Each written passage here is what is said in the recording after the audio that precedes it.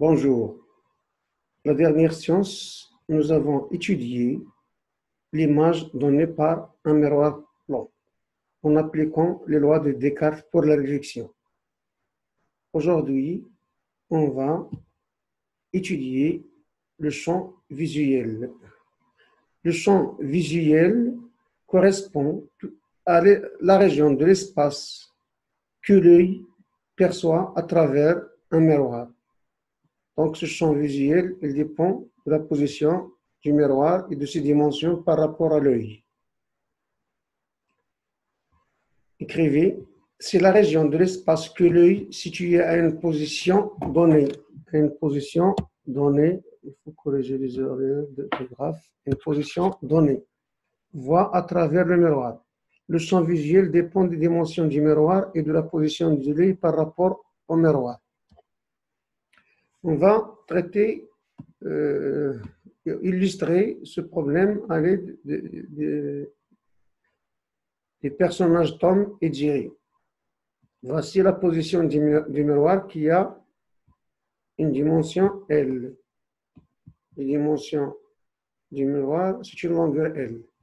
On se demande où est le champ visuel de Tom en regardant ce que cet œil peut voir à travers le miroir.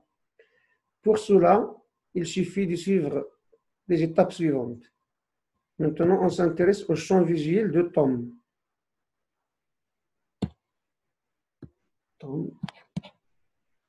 Pardon, attendez. Tom. C'est que Tom voit à travers le miroir. On trace d'abord le premier rayon lumineux issu de l'œil à l'extrémité du miroir. D'après la loi de réflexion de Descartes, l'angle d'incidence ici est égal à l'angle de réflexion IR, ou bien I1, I2. On obtient le rayon R2. Ça, si vous voulez, c'est I1. Ça, c'est comme la source, mais ce n'est pas une source lumineuse.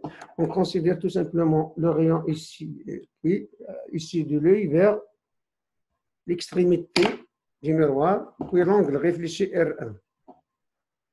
Puis on considère un deuxième rayon, lequel il frappe sur le miroir au point d'incidence I2, est toujours issu du même œil. Après réflexion, toujours en appliquant la loi de Descartes de la réflexion, donc voilà le rayon réfléchi. Donc, qu'est-ce que ça veut dire le champ visuel?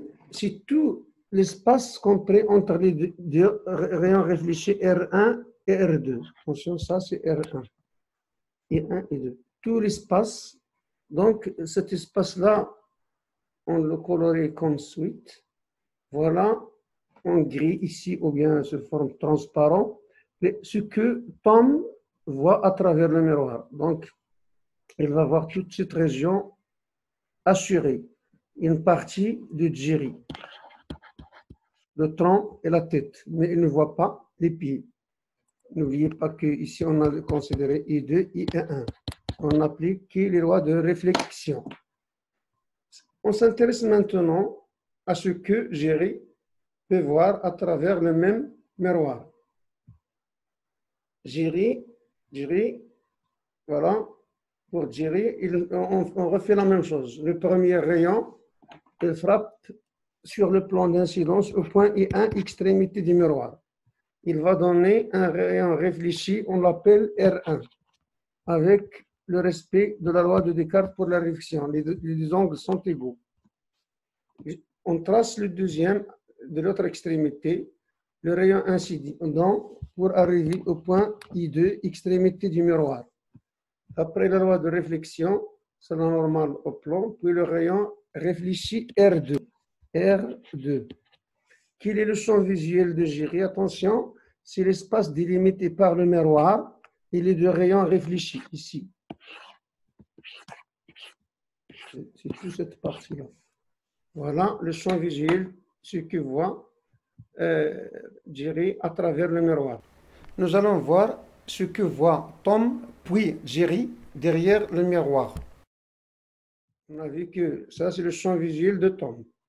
Ce qu'il voit à travers le miroir, il voit son image et une partie de Jerry.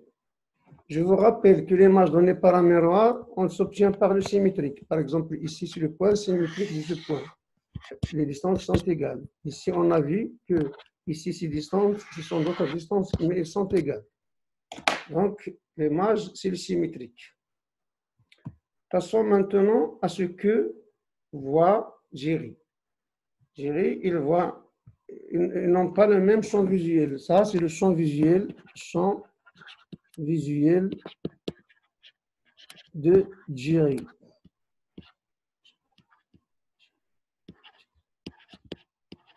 Voilà. Donc, voilà ce que voit Jerry à travers le miroir. Donc, il ne voit pas son image. Parce que le symétrique, le miroir est haut, mais son image, elle est là, à condition que le miroir soit assez long. Par contre, Jerry, il était au milieu, en face du miroir, il voit son image et il voit une partie de Jerry, le tronc et la tête.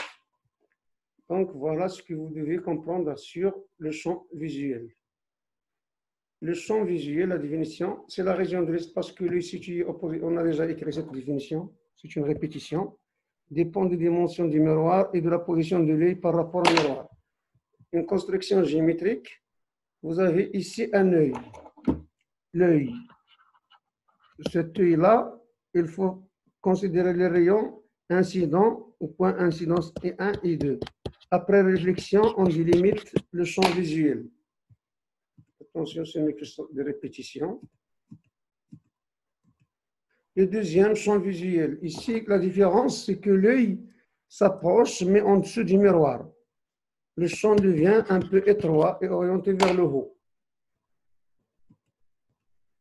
Ça, c'est un autre cas. Ça dépend de la position de l'œil. Ici, ça, c'est la position de l'œil. Le champ visuel pour cet œil-là, attention, il est un peu large. Si on approche l'œil encore, c'est-à-dire l'œil ici, voilà l'œil. Le champ visuel devient plus large. Si pour la même chose ici, si on est au milieu, mais on se rapproche du miroir, c'est-à-dire le champ devient plus large encore. Les images obtenues par une lentille mince. On va définir d'abord qu'est-ce qu'une lentille. Définition d'une lentille. Une lentille est constituée d'un milieu transparent homogène, comme le verre par exemple, délimité par deux faces sphériques ou deux faces, l'une sphérique et l'autre plane. Lentille convergente et lentille divergente. On va commencer par les lentilles convergentes. Voilà l'aspect des lentilles convergentes. Sur du verre, ici, on va voir la différence entre la lentille convergente et divergente.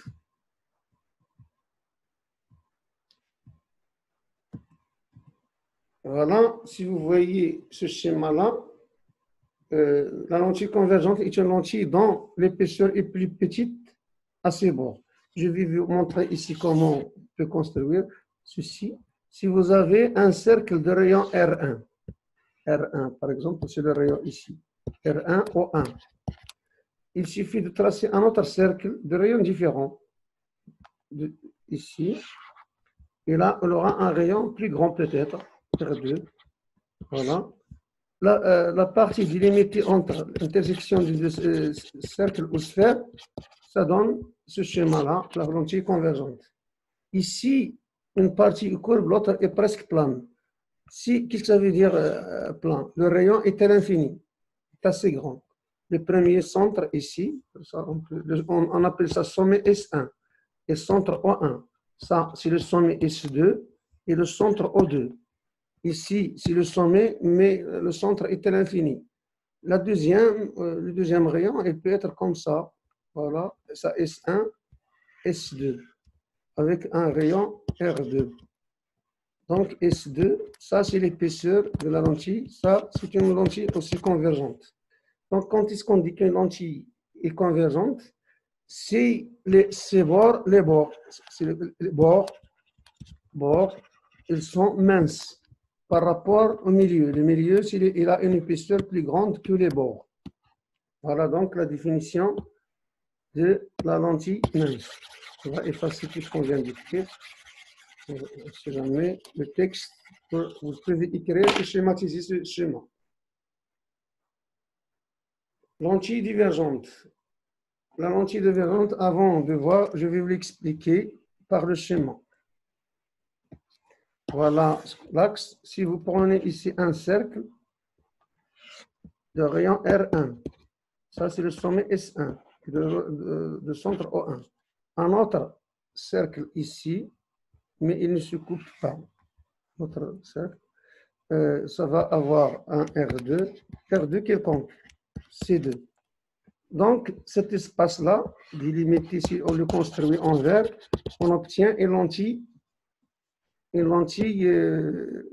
divergente. Vous voyez que son épaisseur est plus petite que les bords, les dimensions des bords, contrairement à la lentille convergente. Une partie peut être plane et l'autre sphérique, voilà, une autre forme. Donc, après, on va voir le schéma d'une manière plus claire.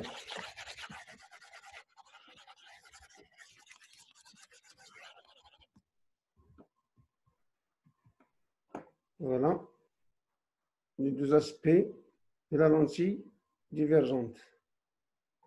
Lentille mince. Pour une lentille divergente, l'épaisseur est plus grande au bord qu'au bord. C'est ça, les bords qui sont plus épaisses. Lentille mince. Quand est-ce qu'on dit que la lentille mince, si les deux sommets sont rapprochés, c'est-à-dire cette distance est très faible. Exemple ici, c'est faible devant cette. Là aussi, cette distance, c'est faible. Lorsque la distance E, épaisseur, est très très faible devant les rayons, on peut dire que c'est une lentille mince. Une lentille est dite mince lorsque la valeur de son épaisseur est très petite devant la valeur des rayons de ses faces et de la différence R1, R2 aussi. On représente une lentille mince convergente comme suite. Voilà le schéma. Ça, on va voir que c'est un axe. Ça s'appelle l'axe de symétrie. Il divise ça au centre appelé centre O. Ça, c'est le symbole de la lentille L. On la note L, mais c'est une lentille convergente. Voilà, lentille convergente. Centre optique, ça s'appelle centre optique. L'autre, c'est l'axe optique. Propriété d'une lentille convergente, c'est-à-dire comment il se comporte vis-à-vis des rayons lumineux. Voilà un petit schéma. Vous voyez ici les deux rayons qui passent par le centre, ils passent sans être déviés. L'axe optique. C'est une propriété de l'axe du centre optique O. Par contre, ce troisième rayon, 1, 2, 3. Le troisième, il ne passe pas par le centre. C'est pourquoi il est dévié. Par contre, 1 et 2 ne sont pas déviés. Donc, c'est la première propriété de la lentille convergente. De la lentille, d'une manière générale. Tout rayon lumineux incident passant par le centre optique O traverse la lentille sans être dévié. Exemple, si je vous donne ce rayon-là à compléter. Attendez. En bleu. Ce rayon-là, il traverse O sans être dévié. Attention, c'est la même ligne. Par contre, si vous me demandez un autre rayon ici, lorsqu'il traverse, il sera dévié. Voilà la différence. Effacer avant de faire n'importe quoi.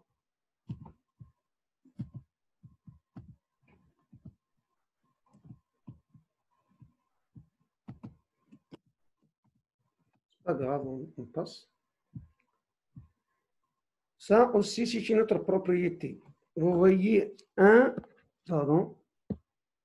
les rayons 1, attendez, 1, 2 et 3, ils sont parallèles, et parallèles à l'axe optique. Après avoir traversé la lentille, il se coupe en même point. On va l'appeler F', distance focale image. Par contre, le rayon 4, il n'est pas parallèle à l'axe optique. C'est pourquoi, même s'il est dévié, il ne va pas passer en F'. Donc, la propriété, comme on va s'écrire, tous les rayons lumineux parallèles incidents et parallèles à l'axe optique, ils doivent être parallèles entre eux et parallèles aussi à l'axe optique, traversent la lentille convergente et se rencontrent en même point F', appelé foyer principal image. Foyer principal image. F' est égal à F', ça s'appelle la distance focale de la lentille. F, point symétrique de F' par rapport à O, il s'appelle F foyer principal objet. Image obtenue par une lentille convergente. Donc, voilà la problématique. On a une lentille convergente ici, L. Son centre, c'est O. Il y a un objet AB. La question, comment trouver la position de AB donnée par la lentille de distance focale connue, on la note F'. Il suffit alors d'appliquer quoi? Les propriétés de la lentille convergente qu'on vient de voir. Voilà, étude expérimentale. Je crois qu'on doit d'abord voir l'étude expérimentale avant l'explication. On va voir ensemble cette vidéo réalisée au laboratoire de physique-chimie pour un groupe classe. Voilà.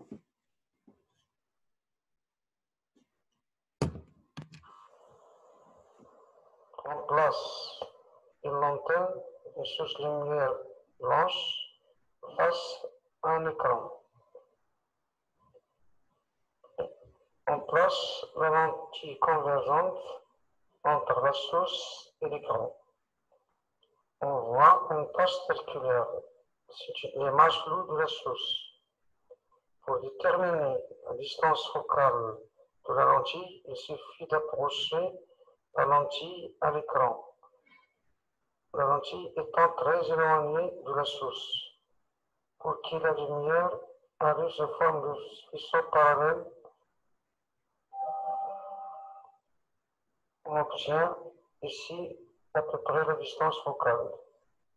Il est de l'ordre de 10 cm. À l'aide d'une règle graduée, on peut estimer la valeur de cette distance focale. Rappelons que la source doit être éloignée pour considérer les rayons issus de la source parallèle. En rapprochant de nouveau la lentille, on voit que l'image de la source n'est pas claire, nette, elle est floue. Plaçons maintenant une source sous forme de L, un objet éclairé, et on cherche son image à travers la lentille. En rapprochant de nouveau la lentille vers l'écran, on voit une petite image très renversée, mais elle est très petite. Pour agrandir l'image, il suffit de rapprocher la lentille vers la source. Chercher la position convenable de l'écran, c'est-à-dire la distance entre la lentille et l'écran. Continuons à rapprocher la lentille vers la source objet sous forme de L. On obtient une image encore petite et renversée.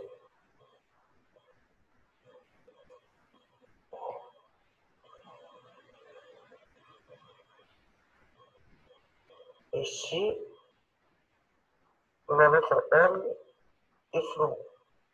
Pour rendre l'image claire et nette, il suffit de rapprocher encore ou éloigner par l'écran. On voit que l'image devient assez grande Et pour obtenir une image nette, il faut augmenter la distance entre la lentille et l'écran. On distingue alors deux distances. La distance AO entre la source et la lentille et la distance OA' entre la lentille et l'écran pour obtenir une image nette.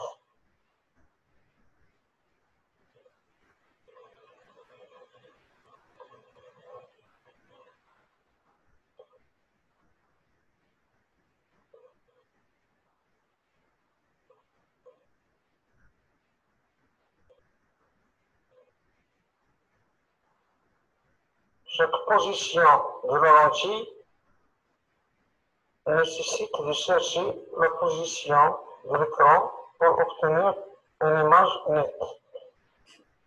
Dans ce cas, la distance séparant la source et la lentille est à peu près égale à la distance séparant la lentille et l'écran. Lorsque ces distances sont égales, on voit que l'objet et l'image en même dimension. La distance alors entre la lentille et la source, c'est 2 fois f, le double de la distance focale. Et c'est la même distance entre la lentille et l'écran, ce qui donne l'image renversée de même dimension que la source.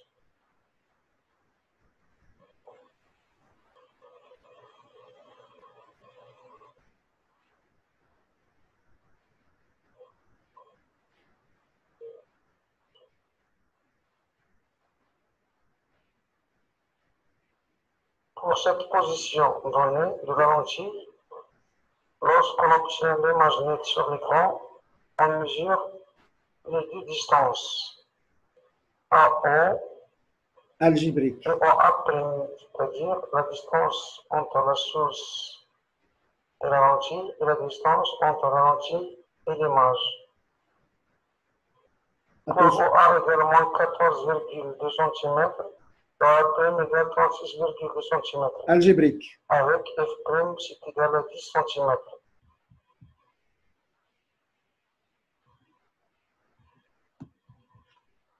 Construction géométrique. D'après la vidéo vue, on peut faire des constructions géométriques en appliquant les propriétés de lentille. Pour déterminer la position de l'image A'B' que donne une lentille convergente pour un objet AB situé avant la lentille, on trace les rayons lumineux incidents particuliers. Voilà. On a tracé ici un prime. Un prime veut dire les rayons émergés ou transmis après traversée de la lentille. Son axe O. Sa distance focale, c'est F'. On trace aussi un deuxième rayon passant par B et le centre. Écrivez d'abord, on trace le rayon incident parallèle à l'axe optique et issu de B, de l'objet AB. Le rayon émergent, c'est-à-dire traversant la lentille, traverse le foyer principal F'. C'est la propriété qu'on va devoir il y a peu de temps. Voilà, 1 et 1', c'est déjà écrit. On trace ensuite, qu'est-ce qu'on va tracer ensuite? Le rayon incident ici de B et passant par le centre E, optique O de la lentille, ce rayon lumineux traverse la lentille sans subir aucune déviation. Ça constitue une propriété de la lentille. Voilà, toujours, je note les rayons 2 et 2'. Le rayon lumineux 2 traverse O sans être donc dévié. Ce point de rencontre, c'est B'. Ce serait l'image de B. B et B' s'appellent points conjugués. Les deux rayons lumineux émergents, 1' et 2', se rencontrent au point B'. B' et B' sont des points conjugués, ou bien B' point conjugué de B. B', c'est l'image de B. Normalement, ça suffit ces deux rayons-là pour trouver l'image. L'image A, ça serait la projection de B' sur l'axe optique. Mais pour être sûr ou bien vérifier, on considère un autre troisième rayon peut-être. Donc la projection orthogonale de B' sur l'axe optique donne A', image de A. Image de A. Prenez la figure. Terminez la figure au lieu de la refaire. Ici, on a ajouté un troisième rayon, lequel, c'est le rayon passant par F, attention, c'est le symétrique de F'. Il va sortir parallèle à la lentille. Si vous prenez n'importe quel rayon, exemple celui-ci, automatiquement, il va passer par F'. Mais si vous prenez un rayon, pardon, ici, un rayon qui ne passe pas par B, automatiquement, lorsqu'il traverse la lentille, il ne passera pas par B'. Tous les rayons ici de B traversent après la lentille, se coupent tous en B'. C'est ça qu'on vient d'expliquer ici. Vous avez ici 1, 2, 3, 4, 5 rayons, tous issus de B. Mais sur le sixième, il n'est pas issu de B. Le sixième est 6', il ne va pas traverser B'.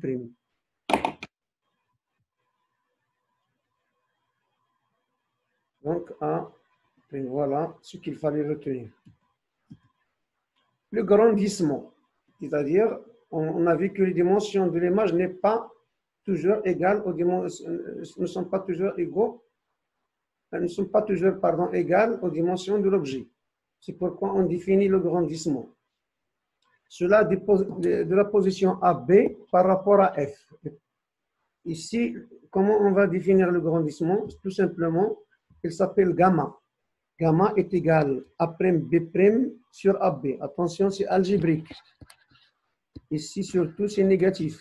Parce que B' renversé vers le bas et l'autre vers le haut. Donc, algébriquement parlant, c'est négatif. Négatif veut dire que l'image est renversée.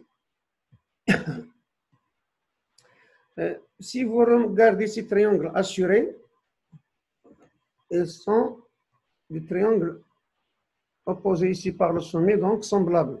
Les triangles semblables. On peut dire que OA sur OA' est égal à B sur A'B'. Ce sont les propriétés de ce triangle. Donc, je vais effacer d'abord ici pour voir comment ça s'écrit gamma. Gamma, si vous voulez, puisqu'on a dit OA', je vais prendre le suivant, souligné. On a vu que A'B', c'est ça. A'B' sur AB. Ça va être égal à OA', cette distance, sur OA, algébriquement. Voilà. La suite, c'est très important comme relation. Parce qu'on a mesuré les distances OA' et OA expérimentalement. Donc, continuons les étapes. Si vous considérez la figure une deuxième fois, il y a une relation aussi ici. Ça, ces triangles-là sont semblables. Ils ont un sommet commun, c'est F'. On peut dire aussi que F'A' sur F'O, ça c'est O, est égal, j'ai dit F' sur A', sur F'A' sur F'A est égal à A'B' sur AB aussi. Mais c'est égal à OA' sur OA. Donc, O'B' sur OH, qu'est-ce que ça veut dire OH? Voilà OH. OH est égal à AB. Donc, est égal à F'A' sur F'O. Donc, je vais... Normalement, A'B' sur AB. Au lieu de OH, on a écrit AB. Est égal à F'A' sur F' est égal à gamma, est égal à la suite OA' sur OA.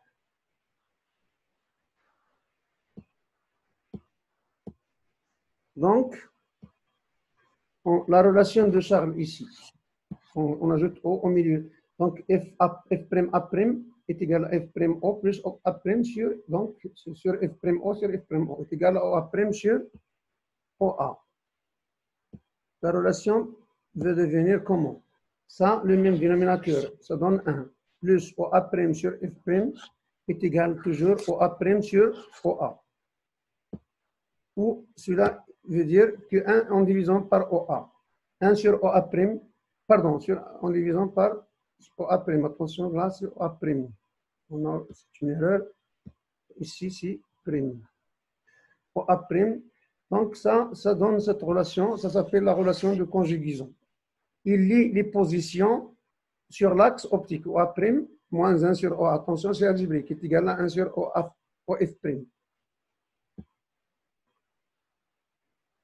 Au revoir et à la prochaine séance.